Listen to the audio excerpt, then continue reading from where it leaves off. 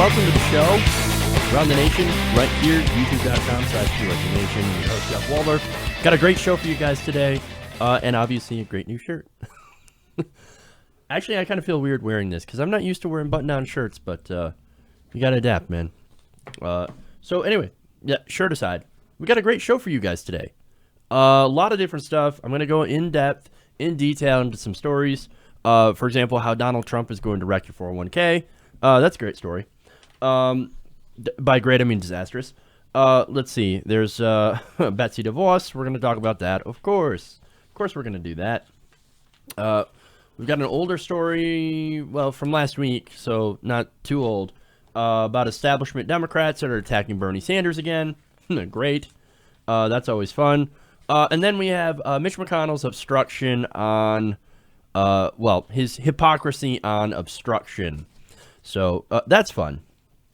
So we got a lot of stories here, a lot of good stuff. The new FCC commissioner taking internet access away from poor people. That's always fun to talk about, isn't it?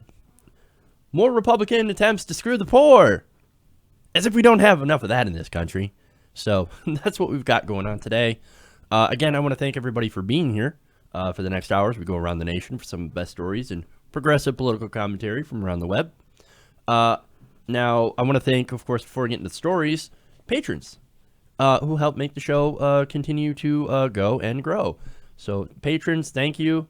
You guys are awesome, guys and gals who support the show. Patreon.com/TYTNation. And there's a new feature that people have been asking about, and that's Super Chat. So, Super Chat. Now, I kind of know a little bit how it works, I guess. I haven't really used it. But what the whole Super Chat thing is, if you're wondering, is it's a way for people who are watching on live streams, for example, you guys that are watching me right now live, can say, hey, if you like something that I say, and you want to put a comment of how awesome it is, or how awesome you are, and you want it to show up and not be able to have people scroll past or anything, that comment stays up there. Now, how you get that to happen is that you put up like $2, $3, maybe $5, and it stays and I don't have any control over this that I know of how long it stays. But I guess the more money you put up, the longer your comment stays up. So, for example, and this could be used for good or for ill. Like if you want to call me like a faggy cuck or something, and give me $10 to have your comment up there, fantastic. I'll take your money. So it'll be great. Yeah, I'll look at that and be like, thank you so much for your contribution. So it can be used, as I said, for good or ill. I hope you guys use it for good if you use it at all. But that's another way to help, of course, YouTube creators. So if you're interested in doing the super comment thing, that's great. If not, that's also great. I'm just glad you guys are watching. I'm glad you guys are listening. And another thing I want to ask you to do is to share this video. I mean, share with your friends, man. Share with your friends. Share with your family. People who are like-minded or people who aren't even like-minded.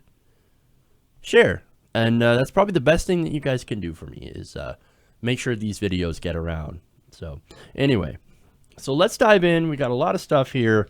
Let's start out with the disastrous news of the day that is sort of breaking, and that is, of course, Betsy DeVos. Betsy DeVos is now our new Secretary of Education. Today, the Senate confirmed her as the new Education Secretary, even after the Democrats held a 24-hour hearing to try and switch enough Republicans to reject her appointment. That effort, of course, unfortunately, has failed. So now, what's interesting is that the Senate, the vote, how this turned out, is actually unprecedented how it happened. See, right now, before the vote was, the tie-breaking vote was cast, and that's what makes it so interesting, by the way, it was tied 50-50. So you had 50 Republicans, 50 Democrats, 2 Republicans flipped over. I'll talk about them in a minute. Now, the final vote is, of course, 51-50. Well, no, wait a minute. There's only 100 senators. Well, it turns out Vice President Mike Pence had to go and make the final vote. And this is a historic tie-breaking vote. So, hey, congratulations on breaking a new record at least, because this literally has never happened before in the history of America. And that also goes to show how divisive this pick is. We've never seen this before. So this is crazy. Now, again, all the Democrats, they voted no. You had two Republicans, Suzanne Collins of Maine and Lisa Murkowski of Alaska, saying, we're going to vote with the Democrats. No, because we don't think you're qualified. In fact, the lawmaker says, both lawmakers in speeches said, look, you don't have any experience or familiarity with public schools or any familiarity with laws meant to protect some of our students, even some of our most vulnerable students. You don't know what you're doing. You are dangerously unqualified. You might mean well, and maybe she does mean well. I don't know. To be honest, I don't know. I think she doesn't mean well, actually, and I think she wants to destroy public schools in favor of religious education. That's what I think, personally. But again, she's incredibly unqualified, and at least two Republicans turned around and said, we agree. I think that she was only there, too, because she gave $200 million to the Republican Party. It's the $200 million question. You give to the Republicans, and a Republican gets elected, and guess what? You get a special nomination. You get a special cabinet seat that you're not qualified for. So, again, not a good sign. Now, again, we do have to give credit to Suzanne Collins and Lisa Murkowski because they actually did the right thing. They said that they had been influenced by the thousands of messages they had received urging them to reject her nomination. Now, it didn't just come from left-wing groups. You also had former students of charter schools that Betsy DeVos had set up coming out and saying, she absolutely has, look, I love my education. I got a great education in my opinion, but she has no idea what she's doing. She has she should not be in charge of education for the rest of the country. And these are people who support school choice. There are even so-called school choice groups that were saying she's dangerously unqualified, as well as, of course, teachers' unions. So these were people that are normally against each other, came together in some cases to tell the American people that we need to reject Betsy DeVos because she is so dangerously unqualified. So now, if you're wondering what that giant sucking sound is now that you hear, well, that's money going from public schools right into charter schools, religious-backed, religious-themed charter schools. That's where this money from public education is going to go. So now your kids get to learn about how Jesus accidentally left the dinosaurs off the ark, and that's why we don't have dinosaurs anymore, if you believe they were even there in the first place. Congratulations, Mike Pence. You have managed to help destroy education in this country. And I actually do think that it's going to go that way. And you might be thinking, come on, Jeff, it might not be that bad. You don't know what she's going to do. Well, we do know what she's done, and we do know how unqualified she is. She hasn't done anything other than bankroll charter schools that are religious themed in origin. So, again, look, that's not to say that there aren't problems with our current education system. There are some major problems. Okay, you've got ridiculous focus on test scores and teaching to tests, and there are schools that are massively underfunded. I understand all that, right? And I think that the schools have done a terrible job at teaching things like critical thinking and problem-solving skills. But that said, and not only that, but, of course, to mention the ridiculous way we fund public schools through property taxes. Ridiculous. So poorer areas, the people in poorer areas always get the short end of the stick. And if you want to say, hey, man, I understand school choice in that area. Well, how about we change the funding system to make sure that the poorer schools do not get underserved in the first place? You wouldn't need school choice or vouchers to do that. So, but again, what we're going to see is instead of fixing the school system, the public school system, we're going to see the privatization of education. And that, again, is not a good thing. You don't fix things by destroying school, by giving out vouchers to basically unaccountable, unregulated, religious-based charter schools. That is not the answer to fixing our education system. So, yeah, I'm pretty clear on this. I don't think this is good for anybody who values education as something that's fundamental to a functional democracy. I don't. This is a bad choice, and we're going to see just how she destroys the public education system, but we know she's going to. So, okay. Anyway, let's go on to the next story. Let's talk about something that happened actually last week, and then we'll get into something related into the next segment, even into more detail. So, now on Friday, President Trump signed an executive order to weaken regulations on Wall Street, known as Dodd-Frank. Now, for those of you who might not know what Dodd-Frank essentially is, basically it's a set of regulations created in 2010 with the aim of preventing another financial crisis that crashed the economy like it did in 2008. Now, of course, some of the provisions here in the act serve to rein in mortgage practices and derivatives trading and curb the ability of banks to trade with their own money in a measure known as the Volcker Rule. Now, I'm a proponent of the Volcker Rule. I think it's smart to be able to do that. Now, another thing that it created, and I'll get into more detail in the next segment, is the fiduciary rule. Now, the fiduciary rule simply required brokers to act in a client's best interest, rather than seek the highest profits for themselves. And now that's, of course, when providing advice for retirements. For example, when people have a 401k. You want to get good advice because, look, if you're a regular working person, and at one point I had a 401k, and I'm looking at stock options, I didn't know what the hell I was doing. Here I am, at 23, 24, working at a factory, and they're like, pick the stocks you want to go with, dude. Are you serious? I don't know what half these things are. I don't know what any of this means. So to expect regular people to be able to pick a good company without financial help, without people without people like advisors to go and help you pick a stock to invest in is crazy. So that's why you need financial advisors. And before this rule, the fiduciary rule, these advisors could be like, yeah, I'm going to sell them a bunch of crap. I'm still going to get paid, and actually we're going to get paid more. We're going to get some kickbacks from these companies if I go and tell them to invest in this stock, which is actually risky and highly dangerous. Hey, and if you lose your retirement, that's not my problem. I'm not here to serve you. I'm here to serve the people who pay me more money. And in this case, it's not you. So, I mean, there it is. Now, let's go past that fiduciary rule. Now, one of the things that it also did was create the Consumer Financial Protection Bureau. And this is just a part of it. This is actually a very complicated piece of legislation, and there are many different moving parts and pieces to it.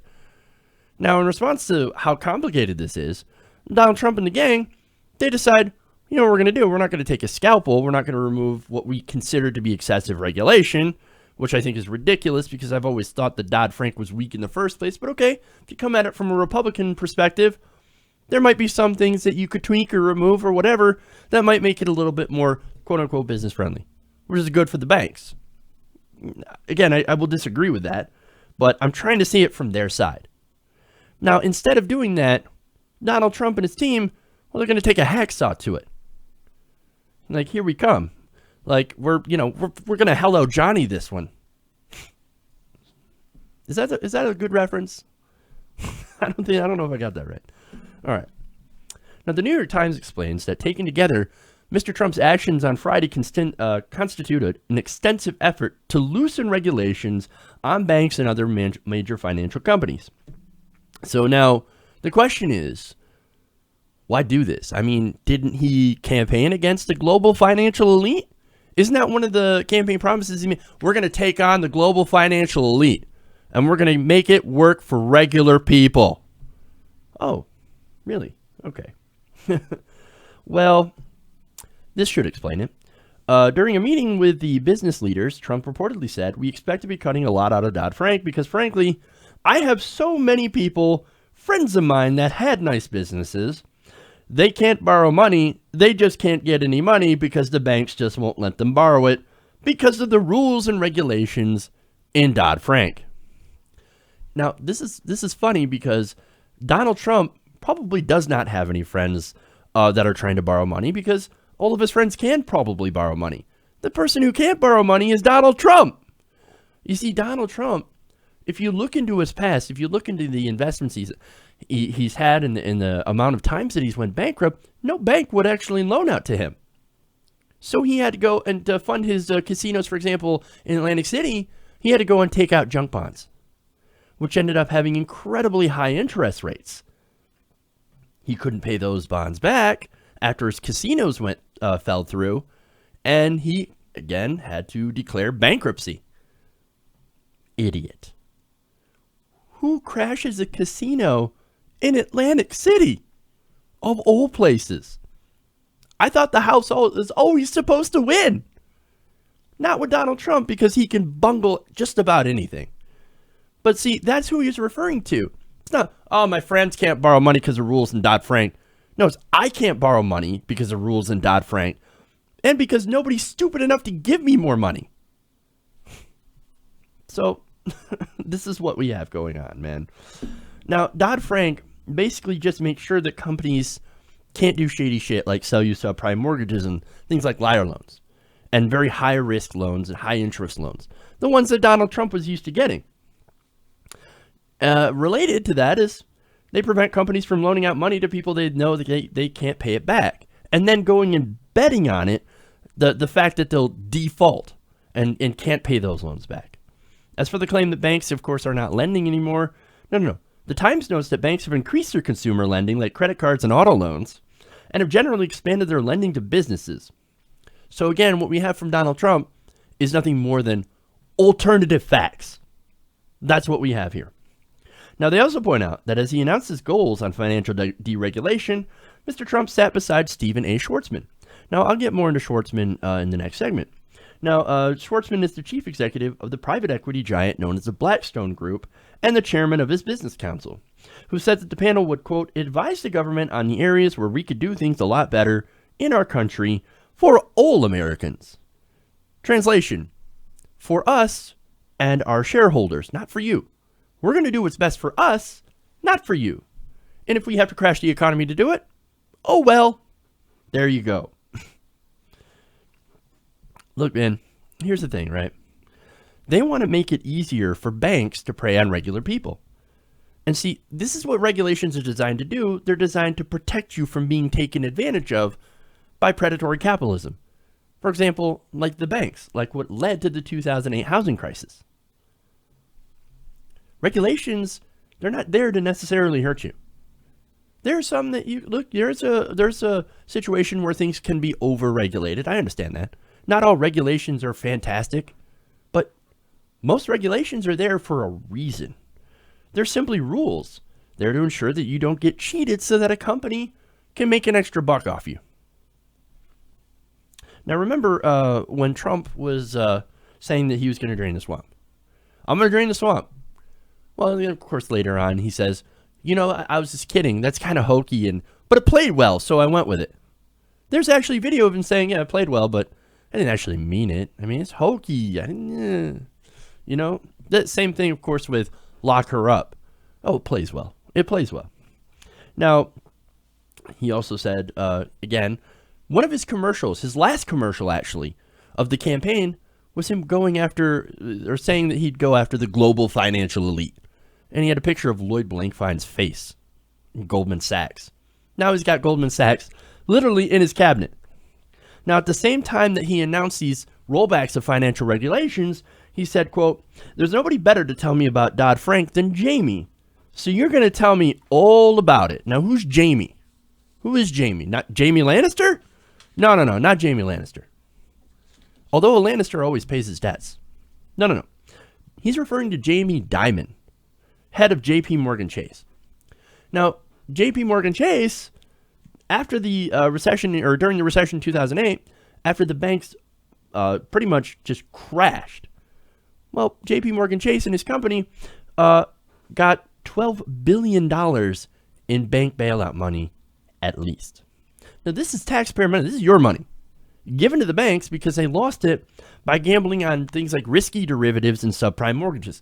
The very things that Dodd-Frank was created to stop. Now, look, over the years, I've been critical of Dodd-Frank because I don't think it was strong enough.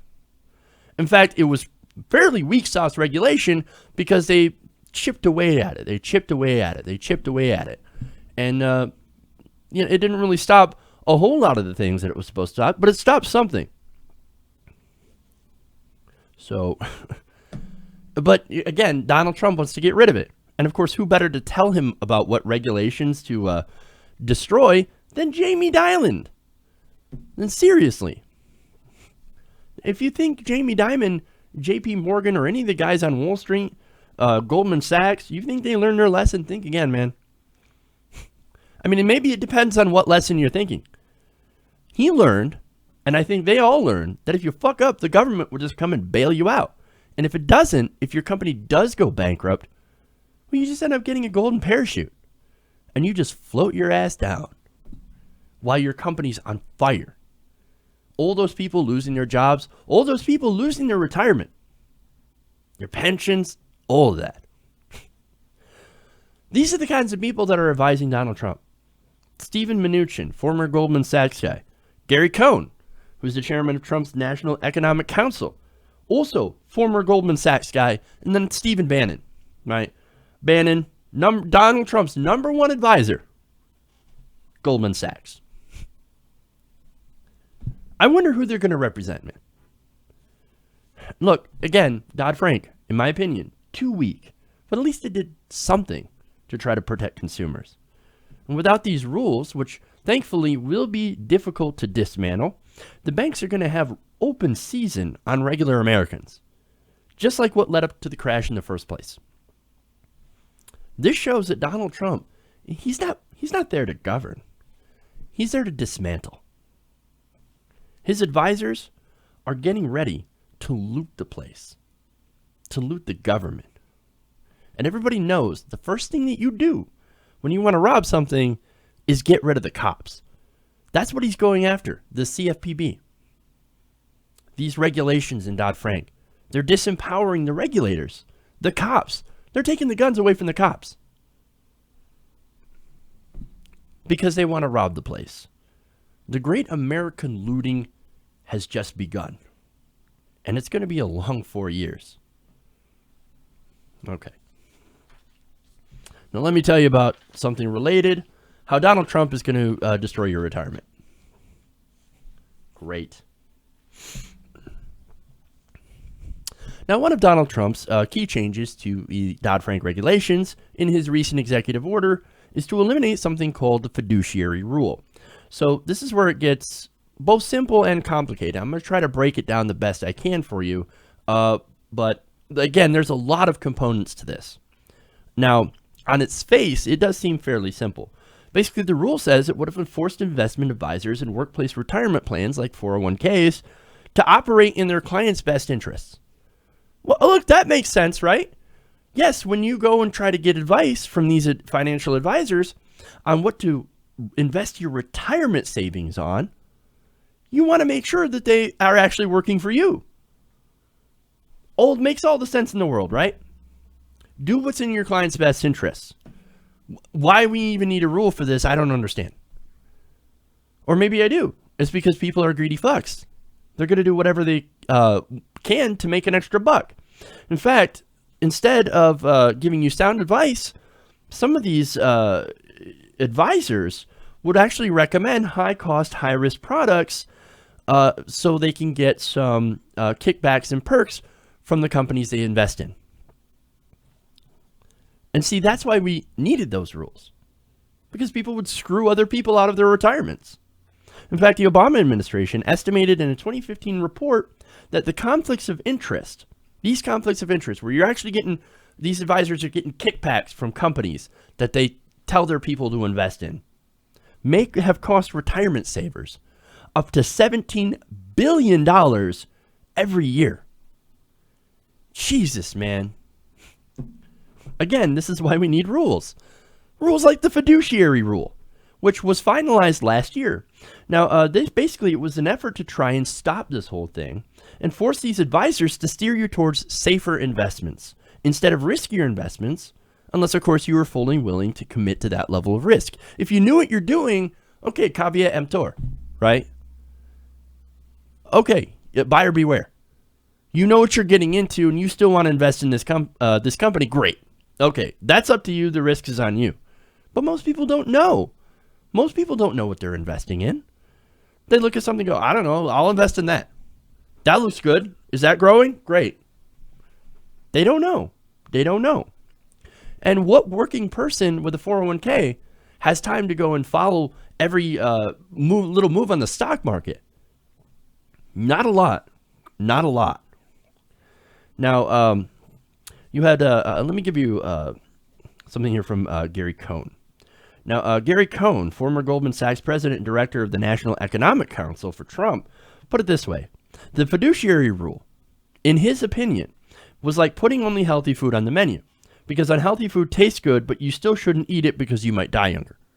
But see, that right there is not a good analogy. See, retirement is not a diet. It's what you live on when you're no longer working, when you're no longer bringing in a regular income. You kind of need this to live. It's the difference between a comfortable retirement and abject poverty. And look, we saw what happened when there wasn't a guaranteed retirement for people in the past. The elderly were living on the street and moving back in with their families because they literally had nothing. And that's why we have Social Security, by the way. You might bring that up. Yeah, Social Security, we still have that, right? Well, we do. But even that's not enough. There are a lot of elderly people living on Social Security that hardly make enough in benefits to survive. The costs, the benefits from Social Security don't exactly scale as well to the costs of living. And even though we have cost of living adjustments nearly every year, or at least we did have them nearly every year, at least it would go up a little bit. But again, not very much, $20, $40, $50. Social Security, not quite enough. And so why Donald Trump thinks it's a good idea for these investment advisors to continue steering people towards riskier high-cost plans that could end up failing and making people lose what little retirement benefits they have, I don't know. I think it might have something to do with, well, the money. But I don't know. Then again, maybe these plans might help with the stock market rallies. I mean, that could be, right? And maybe Donald Trump, in his infinite wisdom, is expecting the stock market to go, I'm going to make the stock market grow. It'll be fantastic. I'll be the most, the biggest stock market president God ever intended. Believe me. Maybe. I don't know. Look, I hope so. I hope it turns out to be great. I hope the stock market goes up and everybody's 401ks do awesome. That would be fantastic. I'm for that. Because again, higher risk equals higher reward. But again, for a lot of people who don't understand this, you are risking your retirement. Because if the stock market goes down, you could lose everything. And, regular people, they're not day traders. And so that's why we go to those investment advisors in the first place.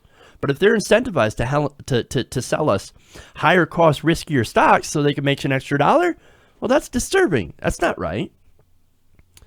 So again, why does our president think that it's such a great idea to roll back this rule that will help people seeking to save for retirement in safe retirement accounts? Again, I think you already know. The Intercept reports that on the same day that Trump issued this fiduciary rule executive order, he met with his White House jobs panel headed by Steven Schwarzman. Schwarzman is the CEO of the world's largest private equity firm, the Blackstone Group. And they've been involved in some shady shit. Now, during that meeting, Trump reportedly told Schwarzman that, quote, "We're getting rid of your regulations." Now, what regulations are we talking about? Not only the fiduciary rule, which is the big one, actually. But I wonder what else Trump is going to get for this gigantic gift to Blackstone. Well, we'll get into this. Now, looking at Blackstone's giving, and this is political donations. Now, they actually gave a lot to not only Hillary Clinton, actually they gave the most to Hillary Clinton in this cycle, interesting, but also to Marco Rubio and low-energy Jeb Bush. Now, even though they gave more to Hillary Clinton in this cycle, they still ended up giving it twice as much in campaign donations or bribes to Republicans than they did to Democrats. So I think this is Trump, thanks to his advisors, going in and them saying to him, hey, you guys, you need to repay our donors by getting rid of this regulation. This is the exact type of deregulation that the Blackstone Group has been wanting for a very long time. In fact, Schwartzman said in an analyst call, quote, in life you have to dream, or you have to have a dream.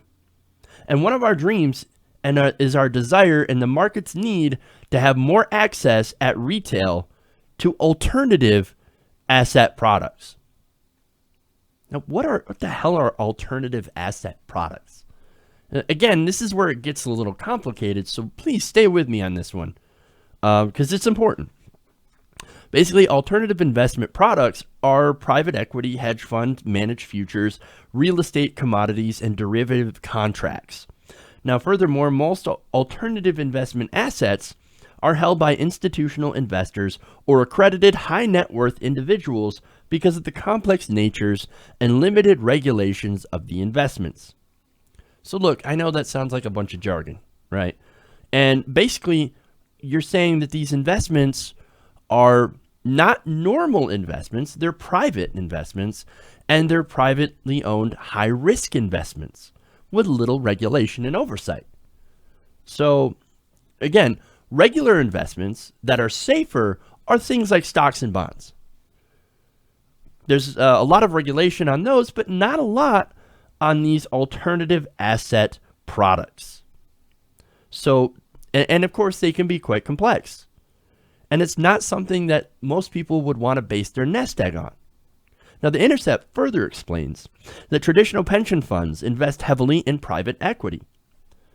But defined contribution plans like 401ks have traditionally not invested in the asset class because 401k holders choose how to invest their money and can move in and out of funds quickly.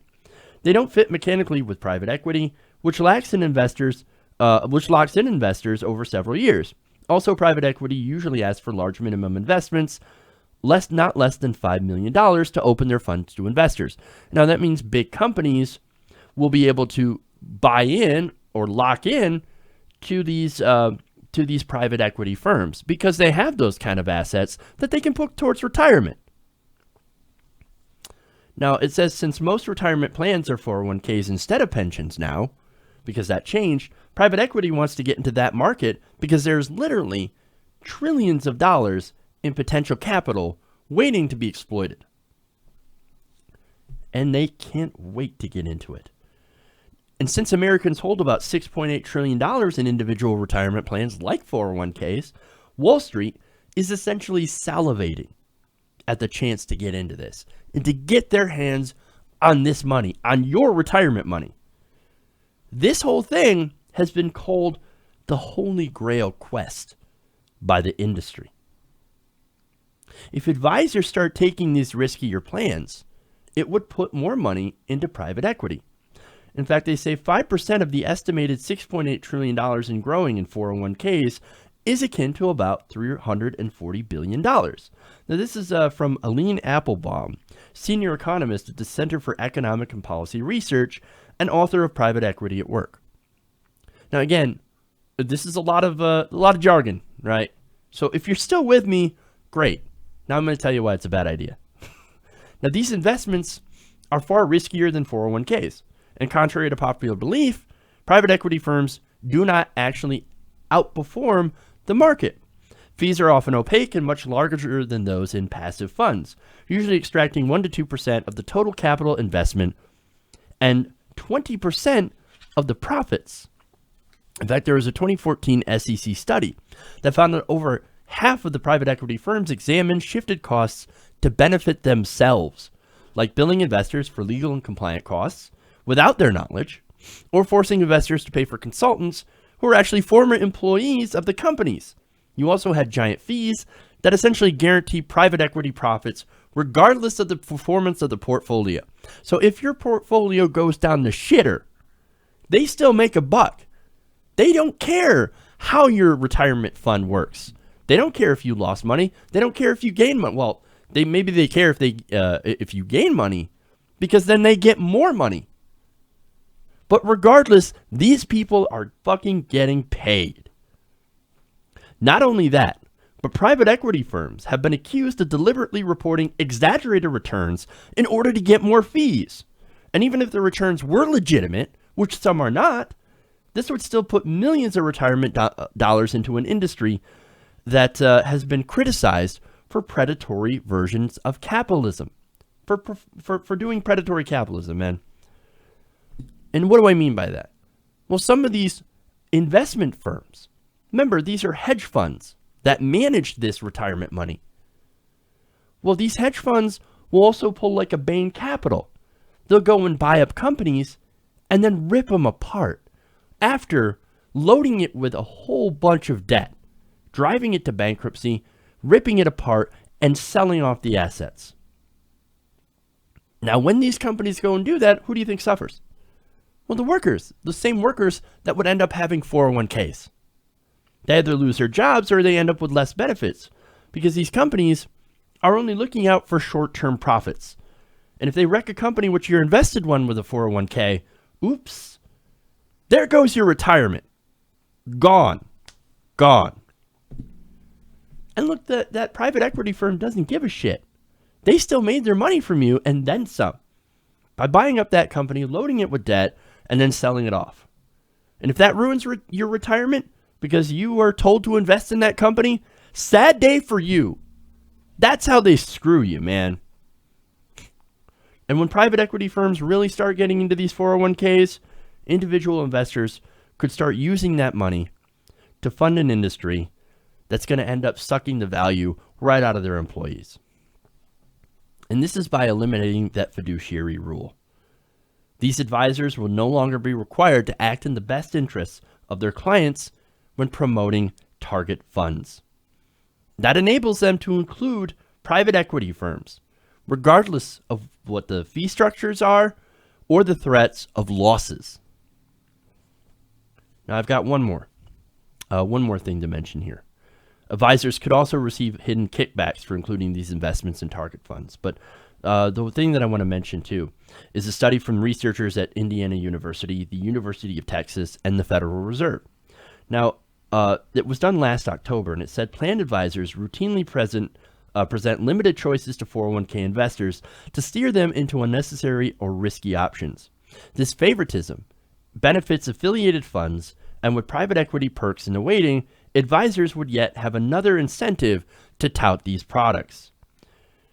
And look, all of this, right? All of this, this is about a rule meant to protect you in your retirement. And this is that they got rid of that because they don't care about it. The reason that I talked about this whole thing at length and probably lost half the people watching because it got so in-depth and detailed is that somebody's got to break this down. Somebody's got to talk about this because there's still so many people out there that hear the word regulation and think regulation bad. Republicans tell me regulation bad. No, regulation not bad. Regulation actually helps you protect your retirement fund from being given to firms that do not have your best interest at heart. Are there just to extract money and wealth from you. And look, Donald Trump likely had no idea what he was signing when he got rid of this rule. But Steven Schwartzman did. Steven Mnuchin probably did. Gary Cohn, and all the other Goldman Sachs alums that Trump brought into his cabinet, they knew what he was signing, even if he didn't. If you think anybody in the Trump administration is looking out for you and your best interests, you're wrong. And I'm afraid that only major financial pain or another financial crisis like we had in 2008 will be the thing that's going to wake up most Trump supporters. And that, I don't want that to happen. I don't want that to happen. I want the economy to do tremendous. I want it to do fantastic. But I have this feeling that it's not, and that this whole house of cards that they're building is going to come crashing down on all of our heads. Don't say we didn't warn you. All right. Again, that's super long segment. we've got more. Don't worry. We got a lot more show left for you guys today. So let's get into some of the other stuff. Let's talk about... let's go after the Democratic establishment. I haven't went after them in a couple of days. That's fun. Now, establishment Democrats are attacking Bernie Sanders over his criticism of Joe Biden's decision to back his Tom Perez for DNC chair. Now, of course, Bernie Sanders backs Keith Ellison, so they're on different sides. Now, Biden's statement last week was kind of unsurprising, as Barack Obama had already backed Tom Perez. Okay, so we knew the Biden endorsement was going to come soon anyway. Now, Biden actually said, quote, "We have a lot of good people vying for this important job, but I do think for this moment and this time, Tom Perez is our best bet to help bring the party back. I've watched him work. I think I know his heart." Again, that's a Joe Biden statement. Super Joe Biden. Disagree with him. Now, I'm not the only one that disagreed with him. So did Bernie Sanders. In response, Sanders put out a statement saying, quote, "The question is simple. Do we stay with a failed status quo approach, or do we go forward with a fundamental restructuring of the Democratic Party?" Now, I'm in favor of that. He continues, "I say we go forward and create a grassroots party which speaks for the working people and is prepared to stand up to the top 1%. That's why we have to support Keith Ellison." Now, again, I'm with Sanders on this one. I think we do need to go into a new direction, a more progressive direction. Now, of course, Perez supporters, upon hearing that, they were pissed. Their hair is on fire. In fact, one of them is actually accusing Bernie Sanders of relitigating a divisive primary. This is Gilberto Hinojosa, I believe, and he's a Texas Democratic chairman. And he said this, quote, "It is very concerning that Bernie Sanders is so intent on taking over a party that he's not even a member of." See, he's not a Democrat. See, he's not a Democrat. So anything that he says about the Democratic Party, completely null and void. He's not one of us. He's not one of us. Now, get this. He said, quote, "He'd insult the beloved vice president and really the president about a failed status quo approach." See, he's insulting Joe Biden by disagreeing with him. Now, look, he's not speaking. That's not Joe Biden saying that. He's trying to speak for Joe Biden. Has Joe Biden said, "You insulted me, Bernie Sanders"? No, absolutely not. Because Joe Biden actually has respect for Bernie Sanders, even though they disagree. But Hinojosa, well, obviously, he has a big problem with Bernie Sanders.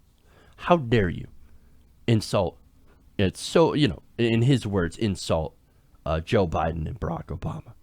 Well, look, it's not an insult. It actually is a good critique, because what we're doing, what the Democratic Party is doing, is a failed approach. I mean, look around. We have President Donald Trump. We have not only that, we have a Republican Congress, and 70% of state legislatures around the country are now under Republican control. If that is not failure, I don't know what is. That seems quite a failure, especially when the country, issue by issue, is actually more progressive. It's not like we don't have the right policies behind us. You go down list by list, right? Or issue by issue, down the list. And look, a majority of Americans support progressive policies. For example, majority of the country says don't cut Medicare, Medicaid, or Social Security. Why don't you raise the minimum wage? And yet, what we have is a party that's currently in power all over the country that has explicitly tried for years, decades, to cut those very programs. Those guys are the ones in power. What a monumental failure, especially when you have the American people and all the issues on your side. And yet you can still bungle it so badly that we end up having a madman in office. That is an absolute failure of the status quo. Ridiculous. Losers. And that's the approach you want to keep going in? See, that's where I don't want to go. I actually want to win, and I actually want to have progressive policies. Now, he continues. This is coming from a man who's not even a member of our party. We lost an election and all of a sudden we're part of a failed status quo? You didn't just lose an election, dude. You lost a lot of elections.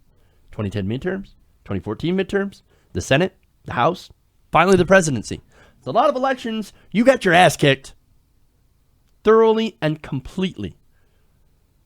Because the status quo approach has absolutely failed. Now, another quote from him. When he puts Joe Biden and Tom Perez in this category and paints with a broad brush, he insults all of us. This is an election between loyal, qualified Democrats who love our party and the country. There's no need for him to lower himself to that level. Lower himself? You don't realize it. You don't see this, do you? The guy's trying to save the party. He's trying to actually get you guys to win. See, he's giving you tough love. And you're not accepting it. See, the Democratic Party right now is in some major need of some goddamn tough love. So how about you actually listen to Bernie Sanders? How about you figure out how he was able to attract so many young people, progressives, independents, the working class, and adapt your strategy instead of throwing a hissy fit whenever somebody points out that your strategy might not be working. Because it's not working. It's broken. It is a status quo approach, and it has failed.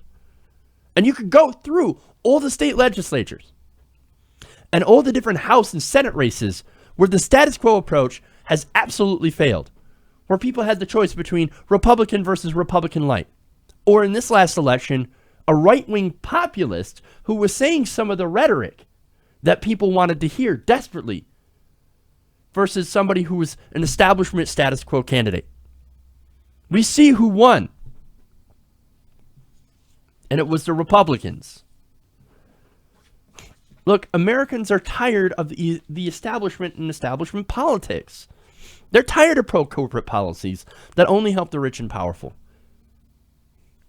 And they're tired of the big money in politics, man. Poll after poll. The vast majority of Americans thinks that money has too much influence in our political system, in our elections. Where's the fight to get big money out? Is it in the Democrats? Certainly ain't in the Republicans. No, it's nowhere. It's absent. Both parties are too busy taking big money from giant multinational corporations. And you don't have to. There is a different way. There is a better way. Bernie Sanders showed you how. $27 at a time. You just have to listen to him. But see, Hinojosa is not going to listen because you already told us what's more important in the Democratic establishment. Loyalty. Loyalty to the party. Not loyalty to the people. Not even loyalty to the ideals that the party's been based on since FDR. No. Loyalty to the establishment. That's what that's what they value most. See, this is why, and I know it might be controversial, you might disagree with me, but this is why I do believe in the Justice Democrats. I do believe in the mission of going out and running Democrats that are real progressives, that don't take corporate money, to go and primary these guys. Take them out of office. Kick them out. If we don't try, we won't ever win. And look, hey, if we fail, if the Justice Democrats doesn't actually work and the Democratic Party is too far gone, then we regroup and we come up with a new strategy. We come up with a new plan. But we never stop fighting. And that's the whole point. We've got to keep fighting this loyalty to the establishment. And again, that's why I agree right now with the Justice Democrats. Because I think we need to fight. I think we need to go get them. Take over the party and make sure that it works for us again. And not them. All right. That's enough of that.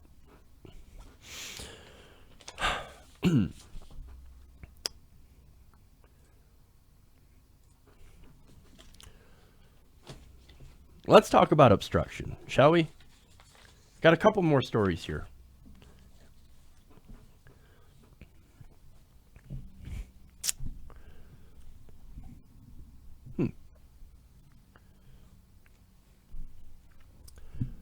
Now, the Democrats have been offering a lot of resistance to Donald Trump's nominees. Now, of course, recently they just tried to block Betsy DeVos. Unfortunately, that did not succeed in that effort because of a tie-breaking vote by Vice President Mike Pence. Still, there are other nominees that they continue to block. For example, Neil Gorsuch. Now, to that I say, awesome. Keep blocking him. And, of course, Mitch McConnell, leader of the Republicans in the Senate, not exactly happy about this. He actually had this to say. I invite Democrats who spend many months insisting we need 9 to now follow through on that advice by giving this superbly qualified nominee fair consideration and an up or down vote. It's time to finally accept the result of the election and move on so we can all move our country forward. Now, that would also apply to other nominations before the Senate. Just before the election, the Democratic leader said he believed the Senate had a moral obligation, even beyond the economy and politics, to avoid gridlock. Put simply, he said, we have to get things done.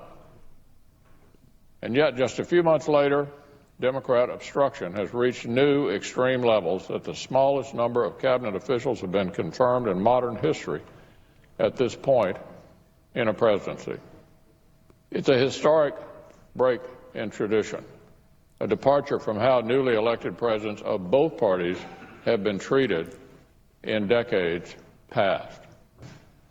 Well, Mr. President, it seems this gridlock in opposition has far less to do with the nominees actually before us than the man who nominated them, just like we're seeing with President Trump's outstanding Supreme Court pick. The Democratic leader and his colleagues are under a great deal of pressure from those on the left who simply cannot accept the results of a Democratic election. They're calling for Democrats to delay and punt and blockade the serious work of the Senate at any cost. They would like nothing more than for Democrats to continue to resist and prevent this president from moving our country forward. I cannot believe he could sit there and say all that with a straight face. Amazing. Oh, let me tell you, this is so extreme, the obstruction. Why don't you just pass my nominees already? This guy, man. Look, did you know the GOP, under Mitch McConnell, actually set the record for filibusters during the Obama administration? That's the guy who led the effort, Mitch McConnell. In fact, he obstructed so much that he once filibustered his own bill. This is from 2012. Take a look at this. I now ask unanimous consent that at 1:30 p.m. today, the Senate proceed to the consideration of S3664, which is a bill regarding debt limit increases, the text of which is at the desk, that there be no amendments in order to the bill, that there be up to 10 minutes of debate equally divided between the two leaders or the designees, that upon the use or yielding back of that time, the bill be read a third time, the Senate proceed to passage of S3664. Is there objection? Madam President, reserving the right to object. Matters of this controversy, what we're talking about here is a perpetual debt ceiling grant, in effect, to the president. Matters of this level of controversy always require 60 votes, and so I would ask my friend, the majority leader, if he would modify his consent agreement to set the threshold for this vote at 60. Madam President. Majority Leader. Reserving the right to object, but what we have here is a case of the Republicans here in the Senate once again not taking yes for an answer. This morning, the Republican leader asked consent to have a vote on his proposal. Just now, I told everyone that we're willing to have that vote, up or down vote. But now the Republican leader objects his own idea. So I guess we have a filibuster of his own bill, so I object. Is there objection to the original request? Yeah, I object. Objection is heard. Got whiplash. Look, man, we all got whiplash from that. But let me just do an aside here. That had to have been the most boring filibuster I've ever seen. I mean, look, people say that I'm boring sometimes. I don't hold a candle to both Harry Reid and Mitch McConnell. I'm just saying, I could not, even if I tried, I could not be that boring. I'm saying. But anyway, look, for him to talk about extreme, McConnell, again, this is a guy who for a year blocked the confirmation vote of Merrick Garland. Now, look, let me talk about Merrick Garland for a second. He was not my first choice for judge. However, he was owed an up or down vote. Gorsuch is not, because that, point blank, is a stolen Supreme Court seat, and they know it. They stole that seat. And now, of course, all the Republicans do is just cry and cry and cry. So look, we give them a taste of their own medicine. Partly because most of Trump's nominees were wildly unqualified. I mean, Rick Perry for Energy Secretary? Are you fucking serious? That guy got passed. Ben Carson for HUD. That guy got passed. Betsy DeVos just got through. Wildly unqualified. All of them. But it's not just that. But it's also because Payback's a bitch. And look, they want to talk about, it's not about Neil Gorsuch. You're right, it's not about Neil Gorsuch. Even though I do think he is extreme in some of his positions. Regulation, abortion, all that other stuff. But it's also principle. You just can't sit there and obstruct for 8 fucking years, steal a Supreme Court seat, and then expect the other side to just lay down and pass through all your nominees without so much as a peep. Fuck that. And any Democrat that lays down and passes any of these terribly unqualified people, we primary their asses, man. Look, I'm done being the party of weakness. I'm done being the party of compromise and then getting slapped in the face by right-wingers. Fuck that. We need strong progressives to get together and fight back. Now look, some Democrats might actually be starting to learn this lesson. But it turns out people like McConnell are giant hypocrites and will play dirty politics. Now, you don't deal with that by sitting down and playing patty cakes with them. You don't wait for the fever to break, like what President Obama had said. Oh, I won the election, but don't worry. They'll sit down and they'll be reasonable. No, they never were. They were never reasonable throughout that entire 8 years. And now they expect us to not block, to not obstruct. No, man, shoes on the other foot now. Look, what you do is that you pound them with politics. You got to go out there and remind people every day that Merrick Garland, whenever a Republican says Democrats are not getting Gorsuch a fair hearing or a fair up and down vote, you got to go out there and say, Merrick Garland also never got his vote for over a year until the new election. He was denied his up or down vote. That was the Senate's constitutional duty to give him an up or down vote. That was Obama's nominee. It was the duty of Congress to do their jobs. And the Republicans did not. They stole that seat. And you know what you do? You do not reward thieves. You hammer that message day in and day out. If you're the Democrats, keep telling people that is a stolen seat. It's a stolen seat. We're not voting on a stolen seat. We'll keep that motherfucker to 8. We'll keep it empty. See how they like it. Stolen seat. You also have to make sure that people never forget that Mitch McConnell himself, he wants to talk about extreme. He's the extremist when it comes to obstruction. Filibustering your own bill, who fucking does that? Who does that? Breaking records of obstruction. Who does that? No, it shouldn't matter how many crocodile tears he sheds. This man is a hypocrite and a political opportunist. He will play dirty politics as much as he can to get his way. And he deserves, and all these nominees should be blocked. You want to grind government to a halt? Let's do it. I'm game.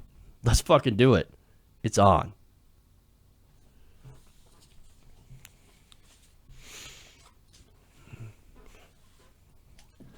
Maybe that's a bit petty, but you know what? I'm in a petty mood. I'm tired of playing with their Republican shit. Dealing with it, you know? Tired of it. All right. One more story, guys. And then we'll get going for the day.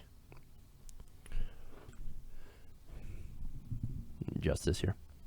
The new FCC chair has just reversed a new rule that would allow internet companies to be able to provide low-cost internet to the poor. Now, the move that was announced Friday by FCC Chairman Ajit Pai reverses a decision by his predecessor Tom Wheeler that would affect 9 different companies who were planning to offer affordable internet to low-income households.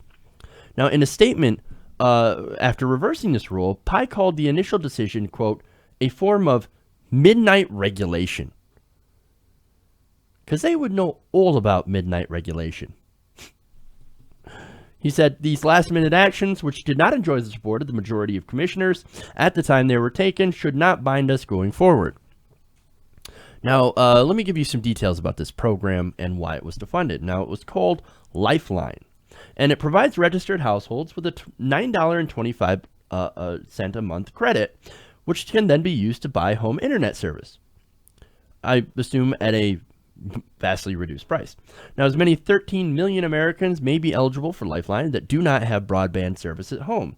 The FCC found roughly 900 service providers participate in the Lifeline program.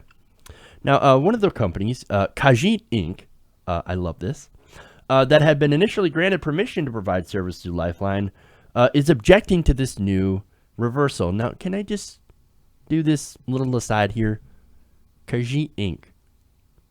This one approves of that name.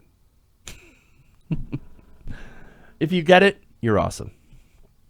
Now, he said, the Kajit founder Daniel Neal said, I'm most concerned about the children we serve. We partner with school districts, 41 states and the District of Columbia, to provide educational broadband so that poor kids can do their homework. So, look, that's obviously super important, right? Because look, this seems to be an essential service.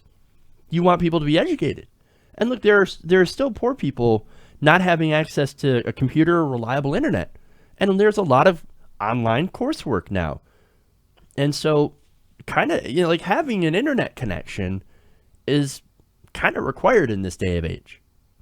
It's almost like having a car at this point. Now, of course, high-speed internet is something a lot of us take for granted.